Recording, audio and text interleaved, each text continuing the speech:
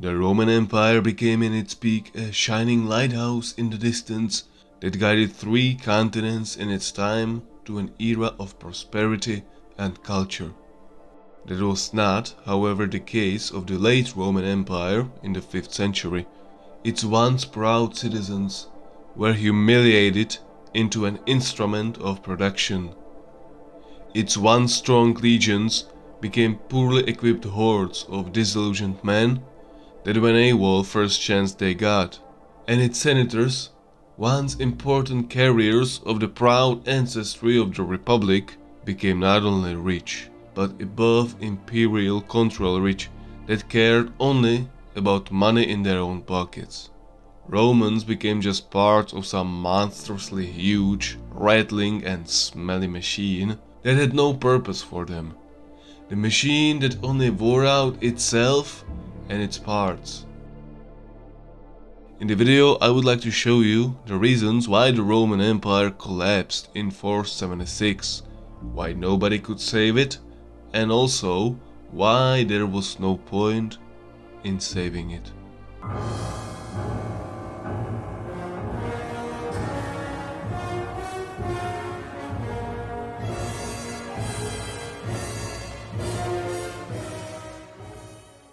If there was something constant in the Roman imperial system, it was a lack of clear inheritance procedures upon the emperor's death. It has never been clarified who should a new emperor be, and as time went on, the range of people who could suggest an imperial bid became wider.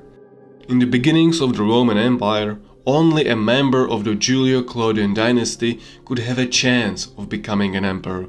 But when a non-dynasty member, Vespasian, seized the power after a civil war in 69, the range of potential emperors extended from members of one dynasty to all senators within Italy. Trajan set a new precedent with his Hispanic roots in 98.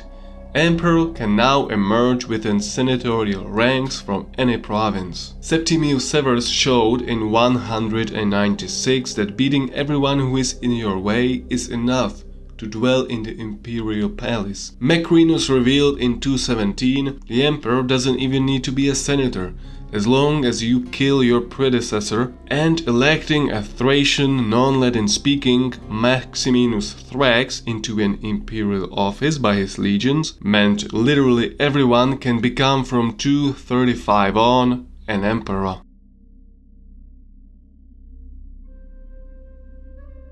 Maybe you think this could be a chance for you to become an emperor and change things. You would be a magnanimous ruler that would put all effort into rebuilding damaged roads, reviving the economy, or appointing capable people to help the empire fend off endless barbaric attacks. But the civil wars, which are led by ambitious generals that want to sit on the imperial throne as well, will take most of your resources. Rebuilding roads can mean an usurper will march faster against you. Reviving the economy can mean you won't have enough money to discourage soldiers from mutiny. And instead of appointing capable people to run provinces and fend off barbarians and giving them appropriate amount of money and forces, you will focus on appointing the most harmless servants while providing them with substandard funds. Capable people are a real-time threat because if they lead a successful campaign against barbarians or run province too well, they might end up declaring themselves emperors and lead their forces against you, using the shaky loyalty of the army to their advantage. By the way, even if they are super duper loyal to you, it makes no difference. Armies may declare them emperors against their will and threaten to kill them if they refuse. Maybe you think you are a brilliant tactician and you can take on all usurpers in a battle, but you should remember 2 lessons from Civil War battles. Lesson number 1. Legionnaires have adopted an unpleasant habit of killing their emperors and joining the usurper's side just to avoid a battle. Lesson number 2. Civil War battle always equals a disastrous battle, no matter who wins. Have you heard of the Battle of Mersa? In the battle, Constantius II defeated usurper Magnentius, but that day around 60,000 Romans died on both sides. More than in the most Roman disastrous battle of Teutoburg Forest and Adrianople combined. So your victory will inevitably exhaust further resources of the empire. But even when you don't force soldiers to fight against their own countrymen and you don't cut off their pay, you can still be killed for any reason by your soldiers. Emperor Aurelian was killed for being stern. Severus Alexander was being cowardly. Elagabalus was too degenerate. Constans was too gay. Gratian neglected his responsibilities. Maximinus laid siege to a city for too long, while Probus forced soldiers to do manual work. And Carinus snatched his centurion's wife. A grave mistake that cost him his life in the middle of a winning battle. So eventually, you will be spending half of your time as an emperor on damage control. Taking care of soldiers and usurpers will take good portion of your emperorship, and any capable people around you will be a constant threat to you and your administration. Also, you won't be a magnanimous ruler either.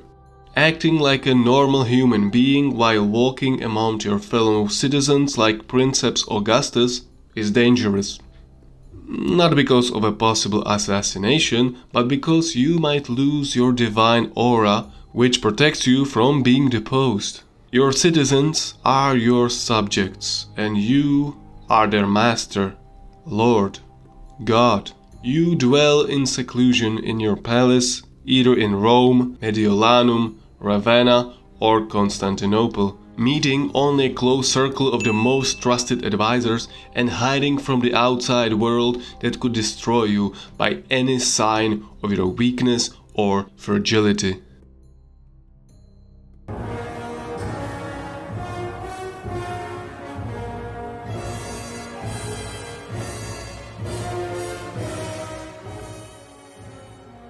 A Roman army became a shell of its former self in the late antiquity. In all aspects, the Roman legions became obsolete, incapable of protecting the empire, and they lacked the manpower to supply the increasing demand of new soldiers. Even though a rare document called Notitia Dignitatum from 420 tells us that Rome had about 600,000 soldiers, this number is grossly exaggerated. It consisted of non-combat personnel, shitty border limitani, and on paper only legions that existed only in author's creative imagination land. The real number was about half of it, only 300,000 soldiers to defend around 5,000 kilometers of borders. The Roman Empire suffered heavily from manpower shortages and was unable to solve the issue. Since 1st century, Italians were largely exempted from serving in the army. They were already considered too soft and weak for military service. Emperor Valentinian III, 400 years later, even proclaimed that no Italian citizen is obligated to serve in the army, so the duty to defend the empire fell on provinces. The best soldiers were recruited in Pannonia and Moesia. But since the huge chunk of those provinces were under control of the Eastern Roman Empire, Western Romans had to recruit elsewhere. But as Italy was exempted, Britannia and parts of Hispania were lost after a series of disasters in 410, more on that later, and African levies could only be used to guard a vital grain supply from Africa. The huge burden of recruitment fell on Roman Gaul, that unfortunately for Rome was prone to separatism. But on the other hand, Romans were used to being outnumbered by their enemies, compensating the lack of numbers with their excellent training and good equipment. But Roman equipment heavily deteriorated from the 3rd century on, while barbaric armies largely adopted the Roman fighting style and equipment as well. Therefore, in the late antiquity, you wouldn't find that many differences between Germanic and Roman soldiers. Mainly because Germans became a backbone of the Roman army, which started to rely rather on Gothic, Frankish or even Hunnic mercenaries than its own people. Why did that happen? Because Roman citizens tried their best to avoid serving 25 fucking years in an army that now mainly consisted Germanic people they despised, and in an army that, according to them, fought for a lost cause. The Roman army stopped providing benefits to an individual as it used to. The salary? Nope. That was below average. The chance of getting rich by looting? Nope. That was due to a defensive policy of the empire, close to zero. The prestige of becoming a Roman citizen after finishing 25 years of service? Nope. That didn't exist either, because since 212, every free inhabitant of the empire is granted a full Roman citizenship. Therefore, descendants of great Roman heroes like Camillus or Scaevola were so reluctant to join the Roman ranks, they even mutilated themselves. They cut off their thumbs, toes, even limbs and genitalia just to avoid a conscription. Also, in their recruitment efforts, Roman administration had to rely very much on rich senators/powerful landowners, who were of course personally exempted from service in the Roman army. These prominent people had two options: either pay 25 golden solidi for one recruit, or send some of your laborers, which were usually for them the most expendable, and therefore for the Roman army the least reliable. Those type of recruits usually spend their services fooling around, drinking, and bullying civilians rather than defending the state. So in the end, the Roman administration just took the gold and rather hired for it barbaric mercenaries than their own countrymen. How do you feel about it? Would you defend the empire?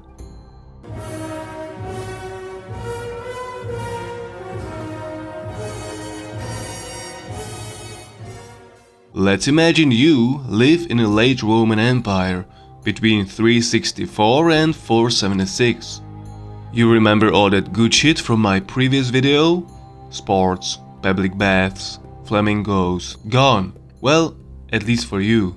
Wealth inequality has risen to an extreme height that only the most privileged who can find work in a city can indulge themselves in doing sports or visiting baths. Luxurious gourmet food is gone for the most population as well, since commerce is in shatters. Amphitheaters are being used as quarries, because civilians rob them of stones, proven by an edict from Emperor Valentinian III prohibiting stealing stones from Roman public buildings. Chariot games have become outdated, and gladiator games are banned since 399 by Emperor Honorius. Since the middle class has evaporated during the last 200 years, there is a 90% chance you belong to the most populated class of Roman society, poor people. You probably work as a farmer on your own field that you pay taxes from, and daily you earn about 2 bronze coins, called thalis, which is about 2 loaves of bread worth. Bronze coins are your biggest friends. If you get lucky, from time to time, you will get your hands on a silver one, siliqua, forget about solidus. Golden coins are for rich people only, and you will have a better chance milking a duck than seeing a single golden coin in your lifetime.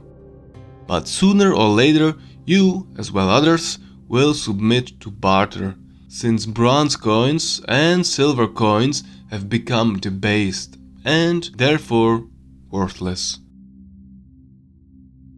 Your biggest fear aren't barbarians, but Roman tax collectors. Between 375 and 400, taxes went up about 300%, which means you will be squeezed out of every penny you have. That's not the end of it.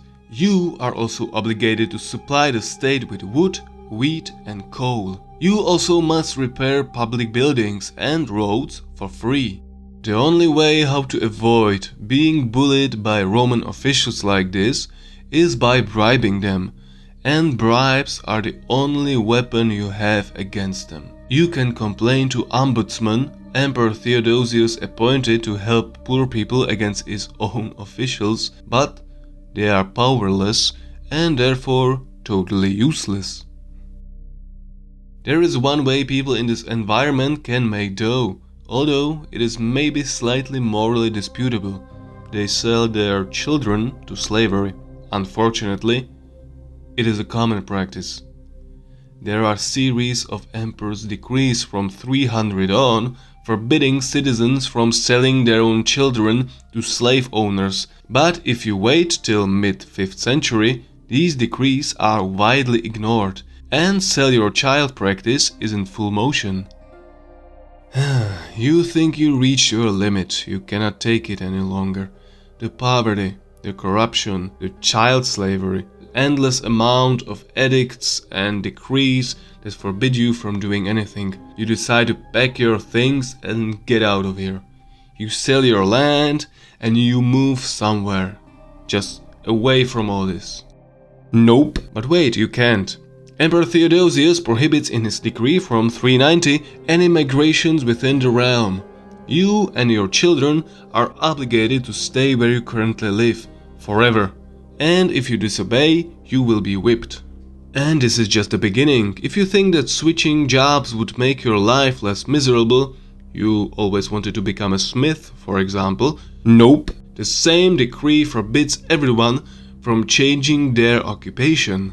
If you were born into a farmer family, you must remain farmer your whole life. The only way for you to change your occupation is that a government recruiter comes by and gives you a tempting offer to serve 25 years in an army. If you refuse, you will be whipped. If you try to avoid a conscription, you will be burned alive. The last possibility to get away from all this is for you to enter the services of some rich senator/landowner and become a tenant farmer. The good news is he will protect you from Roman officials, recruiters and tax collectors, since he has enough money to bribe them all. The bad news is you are giving up your freedom and you are becoming a subject/softcore slave of the landowner. So at the exact moment you become useless to him, he will no longer protect you and throw you out in the open. So, this is your life now. You understand that under these circumstances, the empire's survival is unbearable. Poor people cannot be enthusiastic about defending the Roman Empire that has become a tyrannical regime in which poor people suffer and rich people bribe problems away.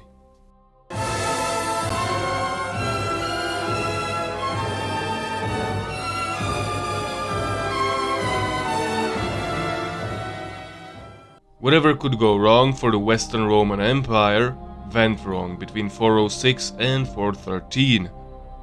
If you want to take a closer look and find out what really happened in that period of time, go check my map video and don't forget to slow it down. Summary of those years for Emperor Honorius. Capital is sacked. 8 different tribes attack the empire. Only one of them is successfully repelled, which means that 7 remaining tribes now dwell within the Roman borders. Britannia and Hispania are lost. Africa is about to be lost. And you have 7 usurpers that have risen up against you.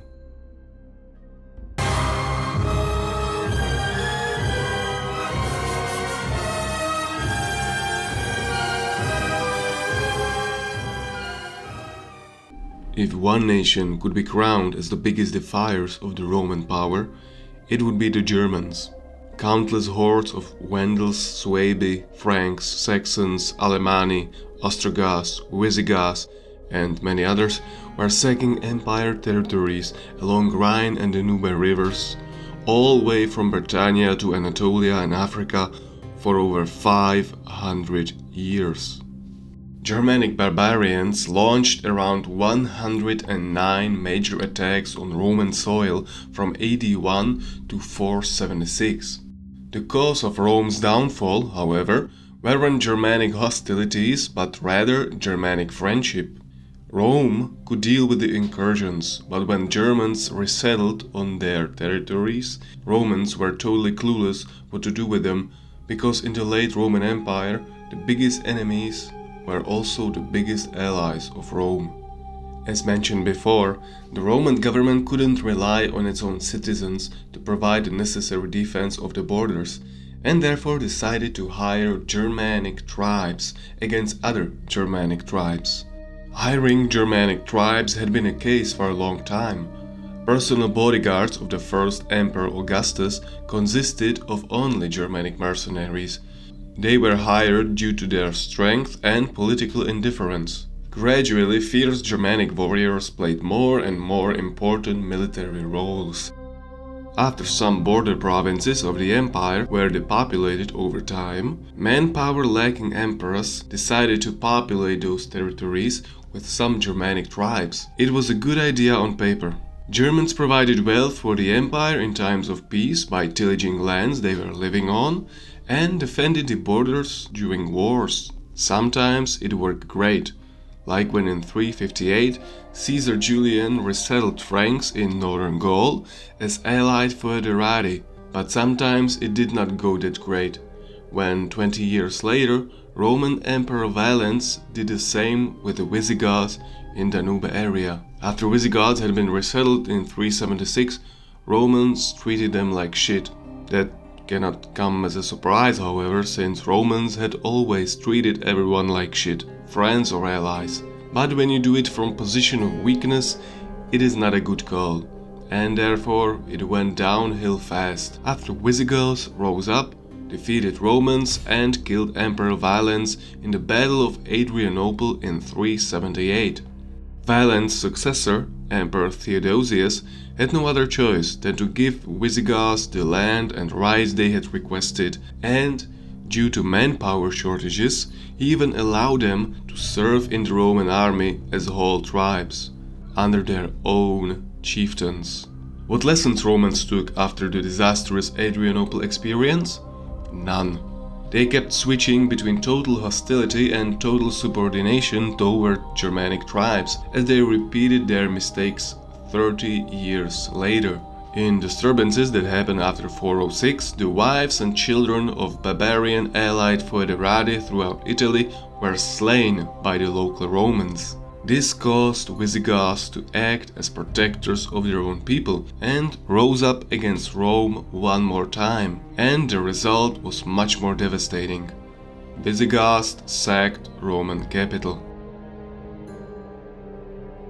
It wasn't until General Aetius came to power that Romans found out how to deal with Germanic tribes within their realm. Thanks to Aetius' genius, Romans were able to set barbarians against one another. Visigoths against Suebi, Suebi against Vandals, Huns against Burgundians, Franks against other Franks. Aetius was a pragmatical man and knew that the survival of Rome depends on a relationship with barbarians, and he tried to make the most of it. His struggle against Attila's Hunnic hordes, for example, that were to be a threat of historical proportions, ended exactly at a moment when Aetius repelled Hunnic forces in the Battle of Catalaunian Plains. Even though Aetius' coalition of Romans and Germans was victorious, he refused to strike a final blow to the Huns, knowing that the Asian menace is the only power that keeps Germanic tribes in line.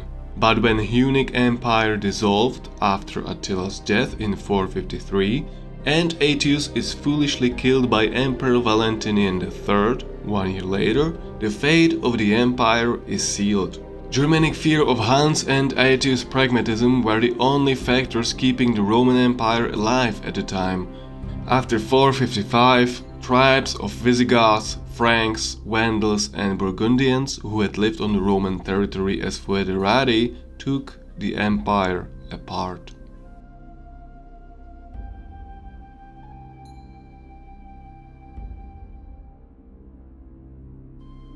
Generally, it is believed that Germanic barbarians destroyed the Roman Empire, and it is a true statement, but only partially. Because it is often neglected how the reluctance of Romans to defend their empire caused its downfall. And empires with such inhabitants are beyond saving, and people who don't lift a finger to defend their homeland are meant to be subjugated.